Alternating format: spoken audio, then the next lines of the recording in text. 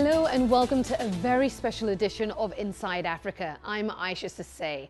A celebration of the power of music to change lives. 25 years ago, a young man from Vancouver in Canada found himself in the middle of Uganda's civil war. Everywhere, children were suffering. Thousands were homeless orphans. Inspired by one little boy singing, this young man had an idea.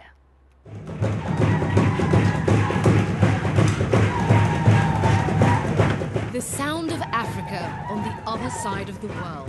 The African Children's Choir performs at a gala in Vancouver, joined by Bob Geldof, Michael McDonald, Paul Rogers and other music greats. For these children, the climax of an incredible journey, one that began far from the bright lights and glamour of this stage. These are the slums of Kampala, capital of Uganda. Opportunity rarely smiles here, but the children do. My name is Stella. I'm 8 years old. We are in Kolovi. That's where I come from. There are 7 of us. A few streets away lives a young boy. My name is Diana. This is my home, and I'm 10 years old. His mother lies sick in their darkened shack. Hello, I am Jonah's mom, and I have malaria. My husband died. He left me with 5 children. The stories of Stella and Jonah are the stories of millions of children in Africa. The cycle of poverty and disease seem inescapable. The chance of anything beyond a basic education slim to non-existent. The prospect of escaping a life in the slums almost unthinkable. Unless you can sing your way to a better life.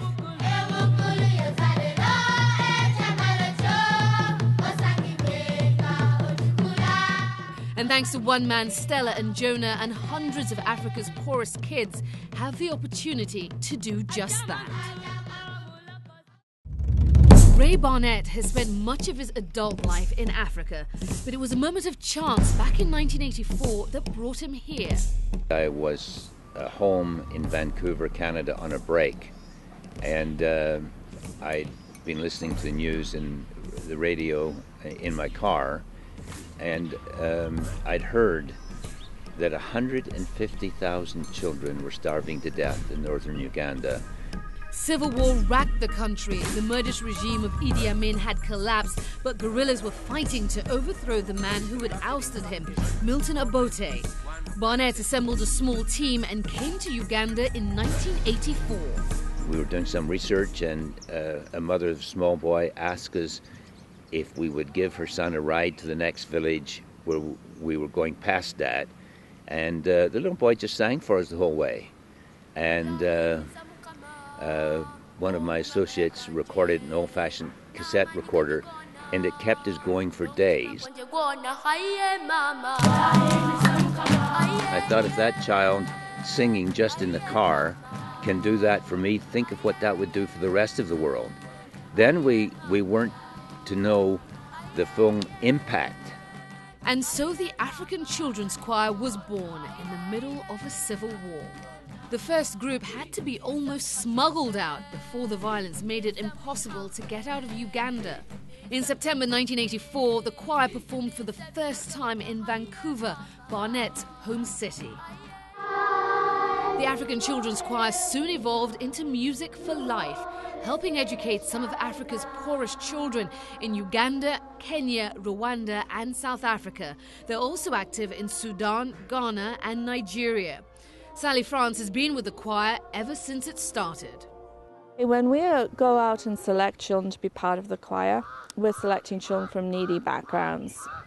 They're not necessarily orphans. They maybe even have both parents, but maybe one parent is not around, or one parent is sick, or neither parents are working. The children come from very poor backgrounds. Often you're talking about a room that would be about 10 foot by 12 foot, and you will have a whole family, sometimes even 2 families living in that room. Often the children will only be eating 1 meal a day. They can very often not afford to go to school. But with training and schooling, the children are transformed.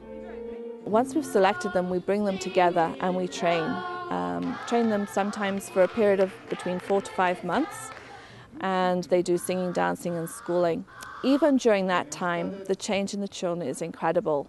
Their confidence just blossoms. We try and look at their academic potential as opposed to necessarily what they've studied in school, because some of them will have gone to very poor schools or will have had gaps in their education. But the selection process is rigorous. Out of the thousands who want to join the choir, only a handful will be successful. Mai Githinji runs the Kenya program for Music for Life. We do the audition, we get the children and narrow them down to about 40. We bring them into our center in Nairobi and just let the kids be kids. And out of that selection weekend, we call it, we'll be able to know which children will make it. Out of the 40, we might end up getting 20 or 25 who will eventually make the choir. And this year, 2 small children from Kampala find out they have made it and begin to dream. America will be good. I don't think they have houses like this. I'm excited to go to America. It's going to be good. And they'll be following in the footsteps of some remarkable people. I think there is hope for Africa, but the hope for Africa is not going to come through donations. The hope for Africa is going to come through people like us. I have gone through so many things. I have a law degree, I have a family that cares, and I have the African Children's Choir, which is like my second family.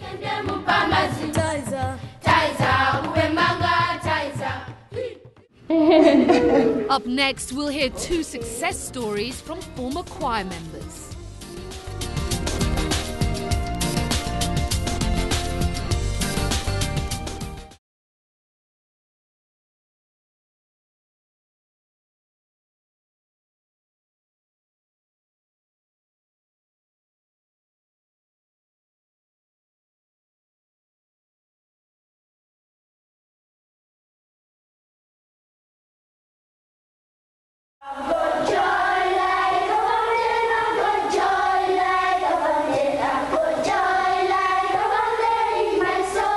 Welcome back. The African Children's Choir isn't just about singing, it's about giving children a springboard to a better life.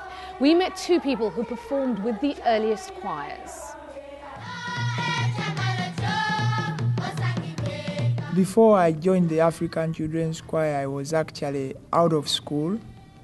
I didn't have food to eat, and I didn't even have clothes to wear. I didn't have where to sleep because we are 10 children sharing one house.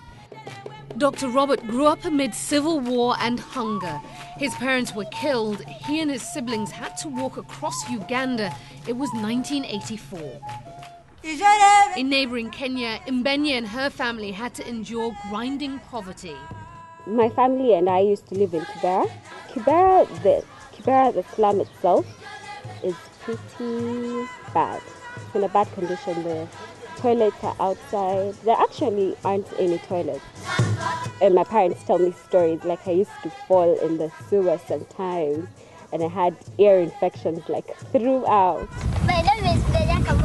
In 1991 came the chance to audition for the choir. Mbenye was 6. I think if it weren't for the African Children's Choir paying my fees and at least taking, a load off one child for my parents, oh goodness, I don't know what would have happened,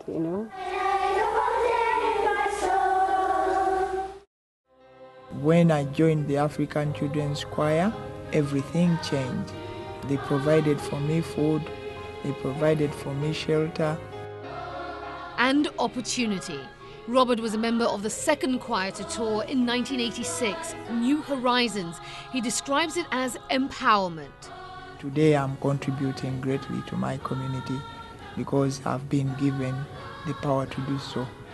And I think I was given much, and much is required of me. Robert dreamt of becoming a doctor. I went to med school in Kampala for my first degree. And then on to Canada and Yale University for more study. He could have chosen the easy life, but like many of the choir's graduates, felt a mission to give back. I chose to go to the village where I was actually born and that's quite also hard sometimes because most doctors want to stay in the big towns.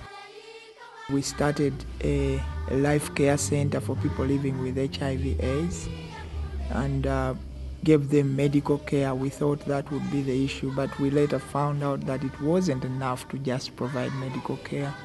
And so we started to look for other help from outside to help other orphans and vulnerable children by sending them to schools and providing them with income generation projects like cows and goat rearing. He's now one of just 3 nephrologists in Uganda. As Dr. Robert gained experience as a doctor, Mbenya followed her dream to become a lawyer. If everyone was for a particular point, I like to go to the other point and see if I could convince them, to change their minds. So I knew from a pretty young age I wanted to do law. I wouldn't be the person I am if it wasn't for the choir. It made me see things clearly. It made me have a passion for law and a passion to help children and the disadvantaged in the community. Mbenya now gives voice to some of the poorest people in Nairobi's sprawling slums and still works with Music for Life in Kibera's schools. They tell me their aspirations. Some of them want to be lawyers, engineers. So I try to tell them, to get there you have to work hard in primary school and secondary school so that you pass your exams, so that you get that opportunity to be a doctor. There are 14 Music for Life centres in Africa and plans for more to help just a few of estimated 12 million children orphaned by AIDS.